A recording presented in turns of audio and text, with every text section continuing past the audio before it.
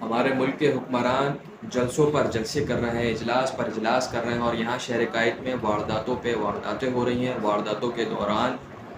بندوں پہ بندے مارے جا رہے ہیں، لیکن ہمارے ملک کے حکمرانوں کو کوئی فرق نہیں پڑتا کہ اگر ہمارے ملک کے نوجوان بے رحمی کے ساتھ وارداتوں میں قتل کر دیے جائیں، ان کو کوئی فرق نہیں پڑتا، اس پر کوئی سخت حکمت عملی تیار نہیں کی جائے۔ وہ شہر قائد جو پورے ملک کو چلا رہا ہے، وہ شہر قائد کے ملک کے کسی بھی حصے میں جب کوئی مشکلات پیش آتی ہیں، جب کسی ملک کے کسی بھی صوبے میں مشکلات پیش آتی ہیں، تو اس کی عوام حاضر ہوتی ہے، اس کے لوگ حاضر ہوتے ہیں، خاص طور پر اس کے نوجوان حاضر ہوتے ہیں۔ لیکن افسوس کہ گزشتہ مہینوں میں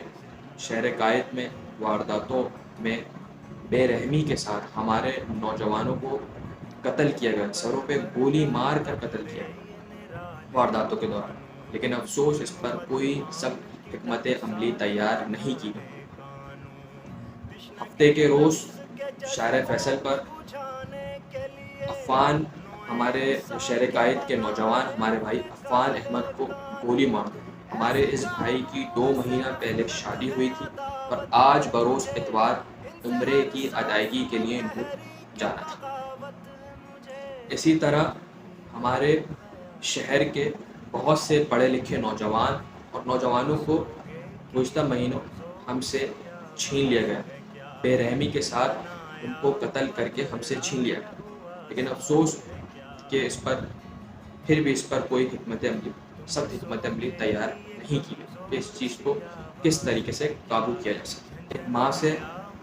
اس کا بیٹا، ایک باپ سے اس کا بیٹا سہارا، ایک بہن سے اس کا بھائی، اور سب سے بڑی بات کہ ایک گھر سے اس کا سہارا بے رحمی کے ساتھ قتل کر کے چھین لیا گیا، لیکن افسوس کہ اس پر کوئی سخت حکمت عملی یا سخت قوانین ابھی تک نہیں بنا ہے، اور اس چیز کا سفر رکا نہیں ہے، یہ تیزی سے بڑھ رہا ہے۔ روز بروز واقعات سننے میں آ رہے ہیں کہ نوجوانوں کو سڑکوں پر، چوراہوں پر، گلیوں پہ کس طریقے سے قتل کیا جا رہا ہے وارداتوں کے دوران، لیکن افسوس کوئی حکمت عملی تیار نہیں کی جا رہی۔ تو میری گزارش ہے تمام اداروں سے، اعلیٰ حکام سے، کہ خدا را اس چیز پر سخت حکمت عملی تیار کریں تاکہ اس چیز پر قابو پا سکیں، اور میرے شہر قائد کے نوجوانوں سے گزارش ہے، اپیل ہے کہ ہم لوگ سوشل میڈیا سے باہر آ جائیں۔ پوسٹیں لگانے سے کچھ نہیں ہوگا، ہمیں گراؤنڈ میں آنا پڑے گا اور چیز کے لیے حکمت عملی تیار کرنا پڑے گی، کہیں یہ نہ ہو کہ یہ چیز جو ہے